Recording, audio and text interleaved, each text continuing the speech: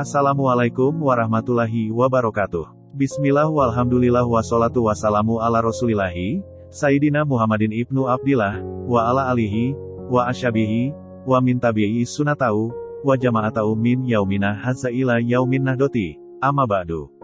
Segala puji bagi Allah Tuhan semesta alam, solawat serta salam dipanjatkan pada pemimpin muslimin Nabiullah Muhammad Sallallahu Alaihi Wasallam. Semoga kedamaian dan berkah terus tercurah pada keluarga dan sahabatnya. Dengarkanlah pasti menangis. Kisah Sayyidina Husain cemburu pada Sayyidina Hasan. Sayyidina Hasan dan Sayyidina Husain merupakan cucu Rasulullah Shallallahu Alaihi Wasallam, anak dari putri bungsunya yang paling disayangi, yakni Sayyidatuna Fatimah Az-Zahra dengan menantunya Sayyidina Ali bin Abi Thalib.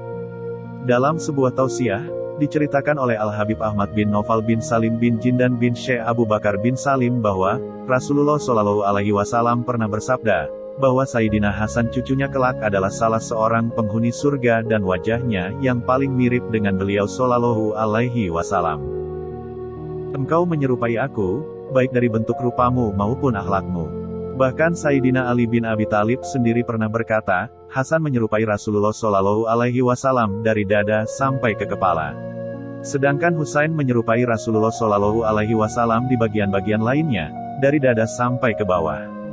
Mengetahui hal itu, pada suatu hari Sayyidina Husain kecil menangis dan datang menemui ibunya, Sayyidah Fatimah.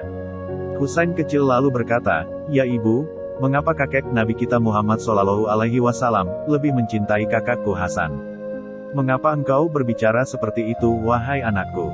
Jawab Sayyidah Fatimah. Sayyidina Husain kecil lalu mengutarakan sebab kecemburuannya, kakek sering mencium kakak Hasan di bibirnya sedangkan kakek hanya menciumku di leher.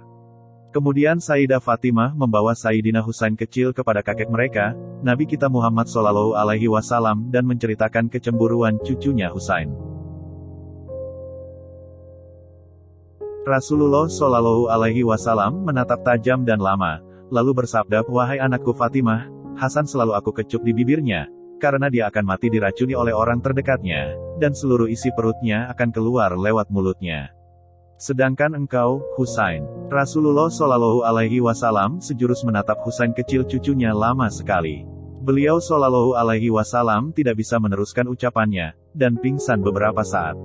Setelah siuman Rasulullah Shallallahu Alaihi Wasallam kembali menatap tajam sambil terus menangis berguncang dadanya. Beliau Shallallahu Alaihi Wasallam lantas berkata, "Sedangkan engkau, Husain, sering aku cium di lehermu karena engkau akan syahid dengan leher terputus." Mendengar penuturan ayahandanya baginda Rasulullah Shallallahu Alaihi Wasallam, Sayyidah Fatimah lalu menahan ledakan tangisnya sambil memeluk putranya Sayyidina Husain yang kelak akan syahid seperti yang telah Rasulullah Shallallahu Alaihi Wasallam paparkan. Keluarga kecil penuh cahaya surgawi itu pun pecah oleh tangisan Rasulullah Shallallahu Alaihi Wasallam yang mengguncangkan alam semesta. Sejarah akhirnya mencatat apa yang disabdakan Rasulullah Shallallahu Alaihi Wasallam. Setelah beliau wafat, Sayyidina Husain cucu Rasulullah Shallallahu Alaihi Wasallam syahid dengan kepala terputus dari tubuhnya dalam pertempuran di padang Karbala melawan pasukan Ubaidillah bin Ziyad. Ubaidillah mendapatkan tugas dari Yazid bin Muawiyah agar Sayyidina Husain mau membayat Yazid sebagai khalifah setelah Muawiyah. Dalam sebuah riwayat dikatakan, bahwa pasukan Sayyidina Husain hanya berjumlah sekitar 72 orang saja sedangkan pasukan Ubaidillah bin Ziyad yang dipimpin oleh Umar bin Sa'ad bin Abi Waqqas berjumlah 4.000, ada yang mengatakan 40.000 pasukan.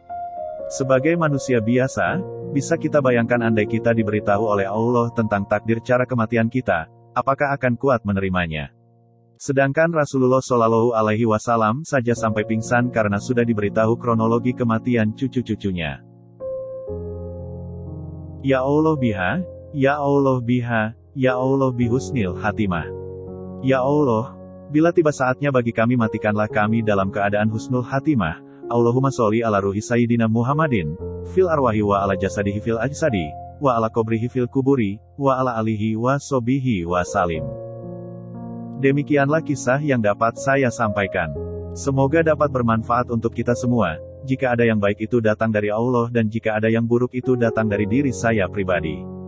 Mohon maaf atas khilafan tutur kata dan perbuatan. Semoga Allah membimbing kita semua ke jalan yang benar. Aqulu qouli hadza wa astaghfirullahi li wa lakum, fastaghfiru innahu huwal ghafurur rahim. Wassalamualaikum warahmatullahi wabarakatuh.